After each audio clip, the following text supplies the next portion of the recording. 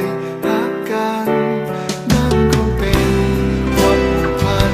ที่มีต่อกันเสมอมาและนี่คงเป็นความห่วงใยและเข้าใจกันทุกสิ่งที่นำให้มาจะเก็บรักษาเอาไว้ข้างในจนเสียใจในคำสัญญาว่าจะรั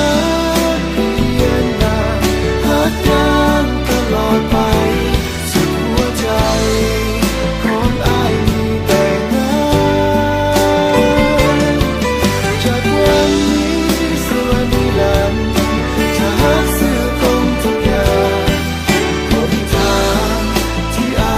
ยจะเปลี่ยนใจ